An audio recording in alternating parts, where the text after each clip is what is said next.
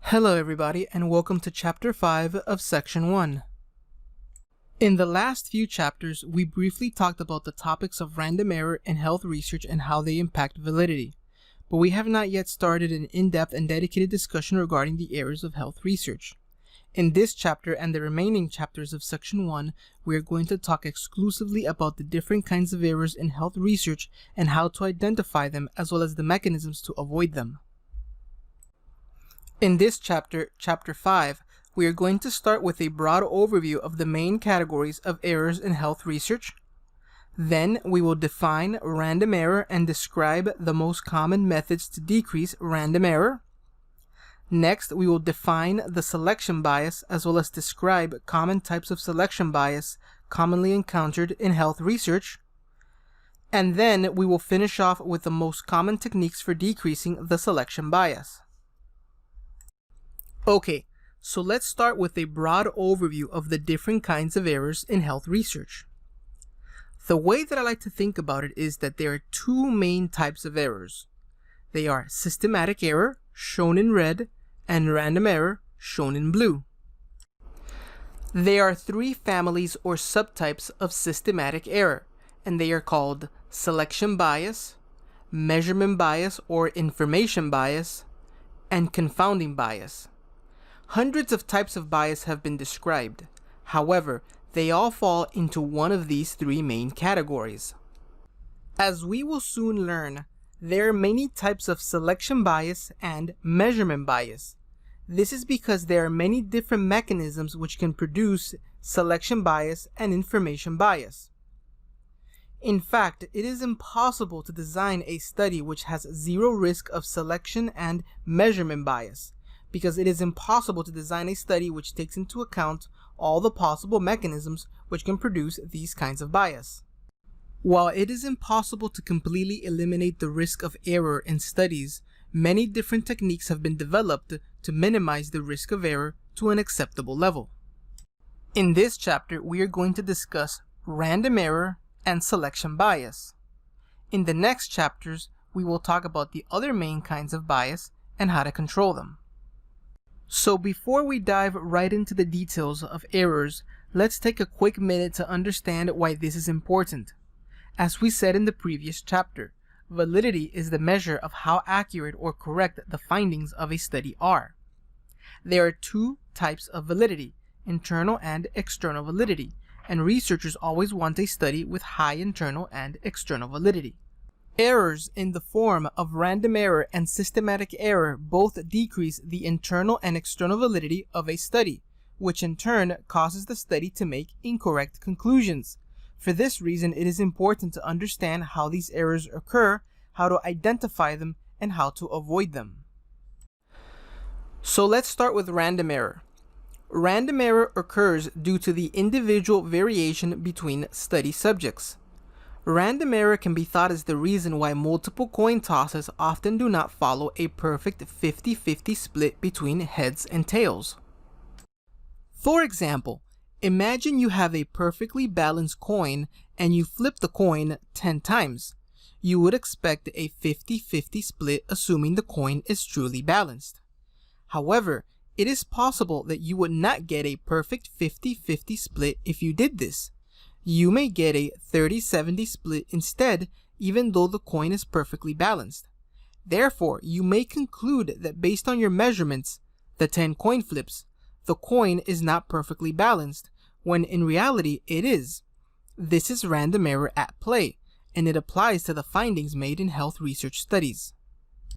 Luckily, there are statistical tests which can help you determine the likelihood that random error is influencing your results based on information such as the sample size, the population size, the standard deviation, etc. The results of these statistical tests are interpreted by using p-values and confidence intervals. Statistical tests, p-values, and confidence intervals will be the subject of the next section, Section 2. For now, just realize that random error can be measured using statistics. So how do we control or decrease the risk of random errors in studies? Well, there are two ways to do this. The first way is you can decrease the variability of the measurements or the error of the measurements. for example, using a more accurate test. However, most of the time, in research, the test being used is already the most accurate test available. Therefore, most of the time, it is not possible to decrease random error like this. The second way to decrease random error is to include a large enough sample size. This is the most commonly used technique to deal with random error. A larger sample size increases the precision of the measurements, and as we said in the previous chapters, precision is an inverse measure of random error. Let's conceptualize this with our example with the targets. Let's imagine we perform two identical studies, with the only difference between them being the sample size. The study on the left represents the study with the smaller sample size, and the study on the right represents the study with the larger sample size. If we look at the results on the left, we can see that the values of the measurements are somewhere close to the center of the bullseye, but not really clustering in the bullseye. Rather, they are clustering somewhere in the larger circle around the bullseye. Therefore, from this study, we can conclude that the true result may lie within the bullseye or in the circle surrounding the bullseye, that is, the blue circle. Due to random error, we cannot know if the true value is in the bullseye or the larger circle surrounding the bullseye, the blue circle. Now let's look at the results on the right. In this study, we have a larger sample size, which is represented by the larger amount of measurements or red dots. Now we can more easily see that the values are clustering in the bullseye more than in the area surrounding the bullseye, that is, the blue circle. Therefore, we can conclude that the true value is likely in the bullseye. We will talk more about random error in section 2 when we talk about statistical tests. For now, let's focus the rest of our discussion on bias and systematic error. Specifically, let's talk about the selection bias. So what is the selection bias? The selection bias occurs when the study sample is not representative of the true population or target population. The selection bias is a major threat to both internal and external validity. So how does the selection bias occur? There are numerous mechanisms which can produce selection bias in studies. In this course, we are going to focus on the 6 most important mechanisms which produce selection bias. These mechanisms, which are also known as biases, are the Bergs bias, the attrition bias, the Nonresponse bias, the volunteer bias, the ascertainment bias, and the non-response bias. What these biases all have in common is that they all produce selection bias. Let's start with the Bergs bias. The Bergs bias occurs when the study sample has higher rates of exposure and outcome compared to the general population. This commonly occurs when the study sample is obtained from hospitalized patients. This leads to error because hospitalized patients are generally sicker than the general population and therefore have a higher likelihood of having the outcome or disease of interest. Let's look at an example. Imagine you are trying to determine if gallbladder disease is a possible cause of diabetes. You then go to a hospital and obtain a sample of hospitalized patients with gallbladder disease and assess them for presence of diabetes. Since diabetes and gallbladder disease are both associated with a high likelihood of hospitalization, it is likely that if you did this, you would find that gallbladder disease is associated with diabetes. However, in reality, gallbladder disease is not associated with diabetes. Instead, hospitalization is associated with high risk of diabetes. In other words, people in the hospital are more likely to have both diabetes and gallbladder disease than people in the general population. Therefore, in a sample of only hospitalized patients, it may appear that the exposure, gallbladder disease in this case, is associated with diabetes, when in reality, they are not associated. Now let's talk about the attrition bias. The attrition bias occurs when study participants leave the study or are lost to follow-up before the study is finished. This leads to error because the participants who leave the study may be systematically different from those who remain in the study. Therefore, at the end of the study, the sample population which is left may no longer be representative of the target population. Let's look at an example of the attrition bias. Let's imagine a study where participants with lung cancer are randomized to receive either an experimental treatment or standard treatment for lung cancer. However, half of the patients who were randomized to receive the experimental treatment stopped taking the treatment because of unforeseen side effects. This may lead the study to conclude that the experimental drug has no benefit when in reality the drug has a benefit, but due to the loss of participants in the study, the effect was not picked up by the study.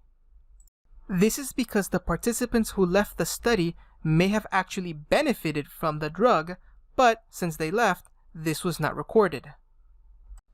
The study may also find a false benefit if only the patients that benefited from the drug stay in the study and all the patients that did not benefit from the drug leave the study. A special type of statistical analysis can be performed to measure the risk of attrition bias. This type of analysis is called intention to treat analysis.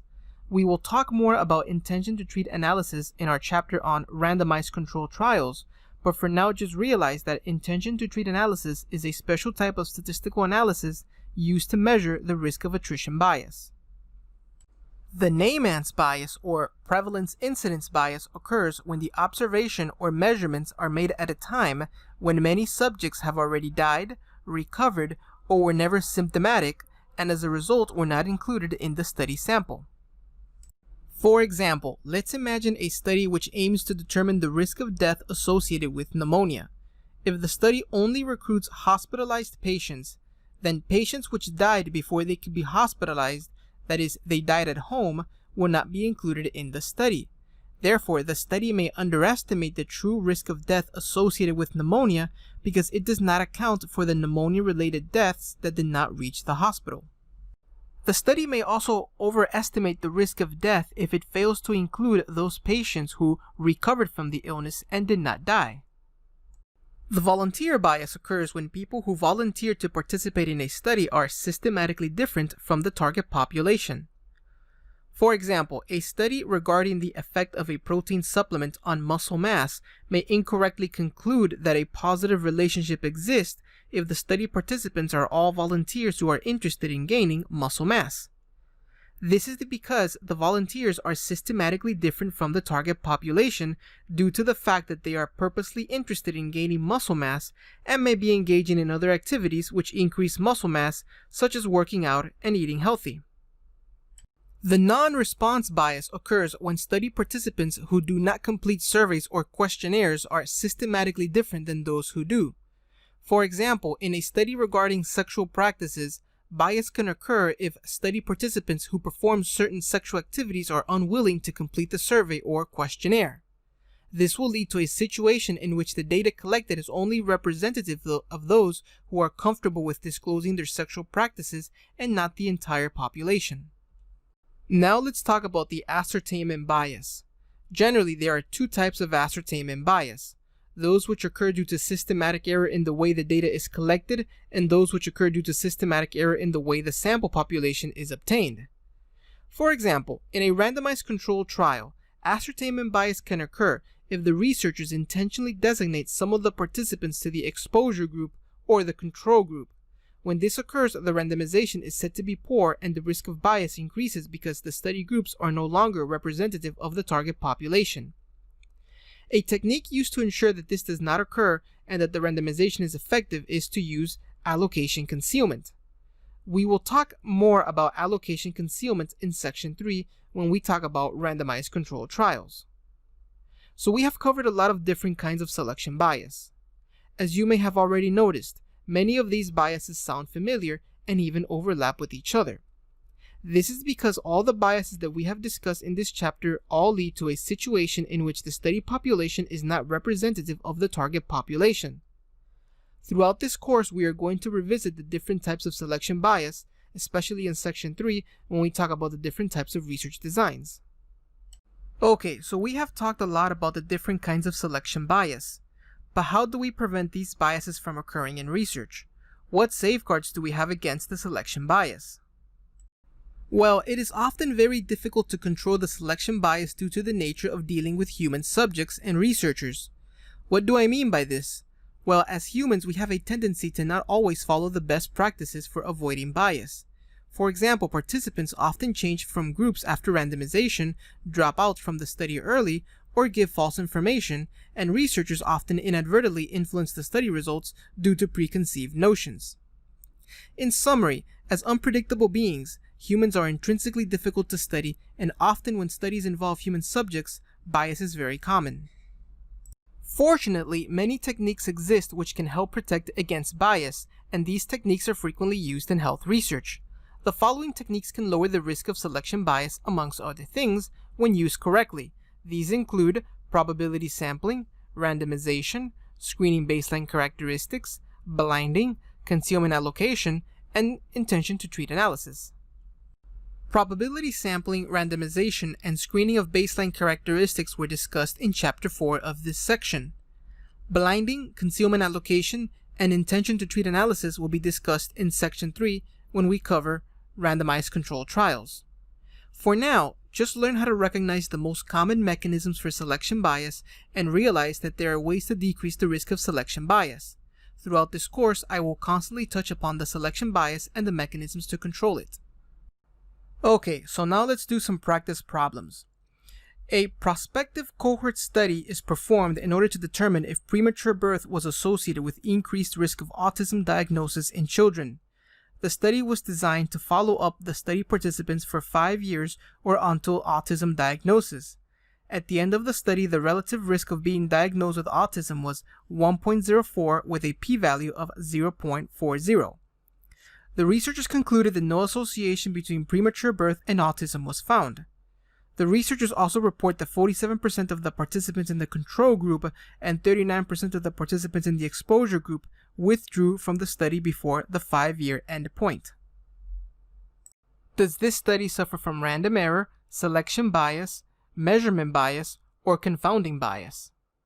Well, the major issue with this study is that many of the participants were not followed up for the entire follow-up period. This can be a problem because autism may not be diagnosed until the age of 5 or even later. Therefore, the researchers do not know if those participants who left the study were diagnosed with autism or not.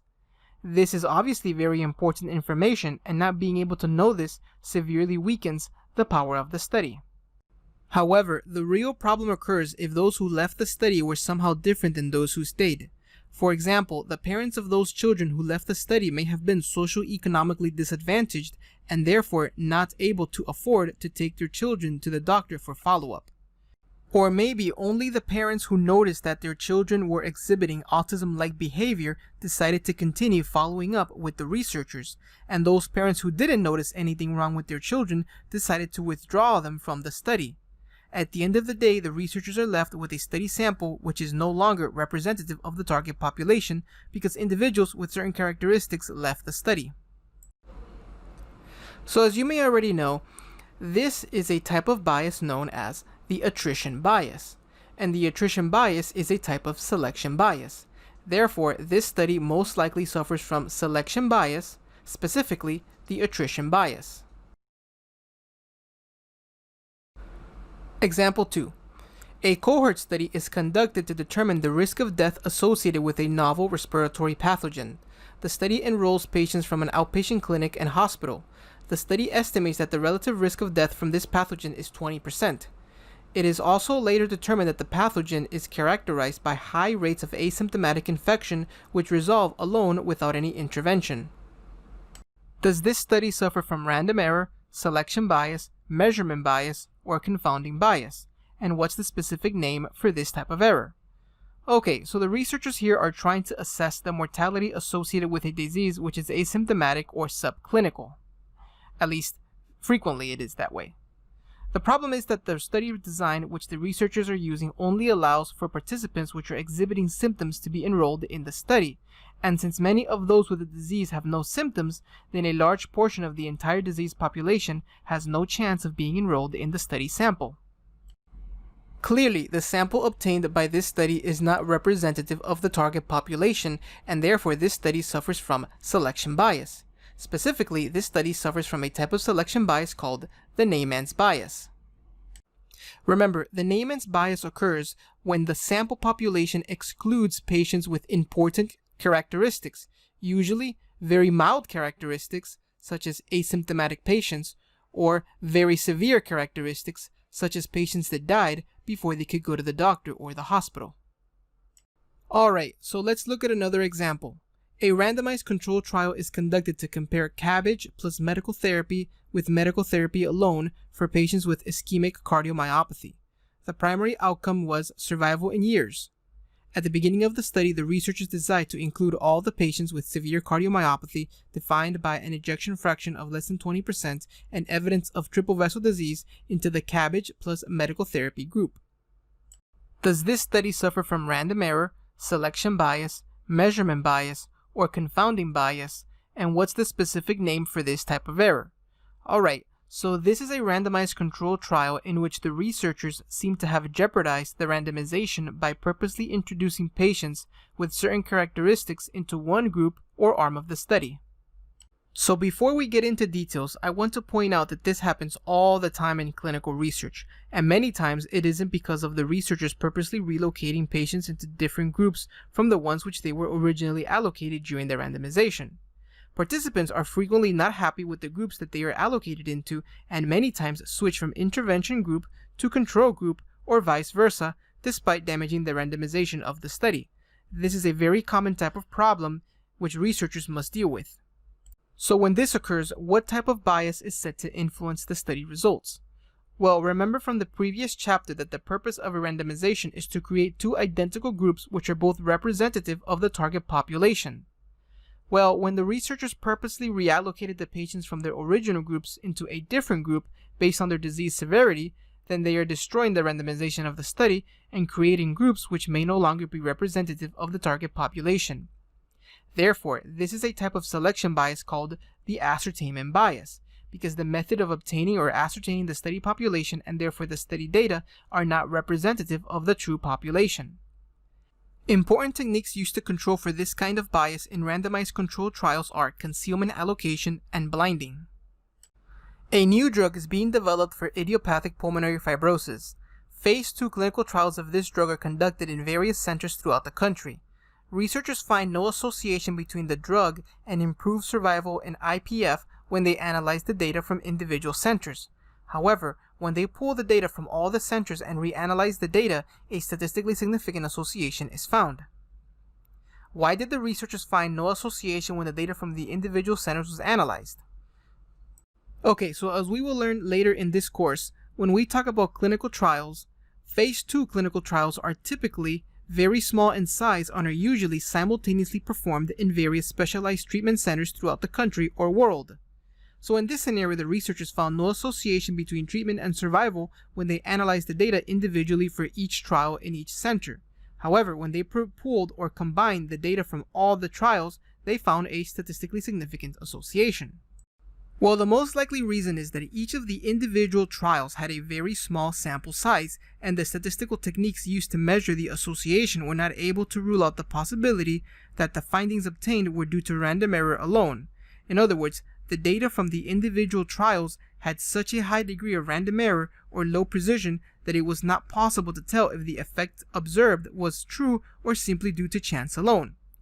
However, when the data from all the trials and centers was pooled together, the sample size was large enough that the statistical tests used to analyze the data were able to determine that the effects observed were not likely due to random error, but instead due to a true effect.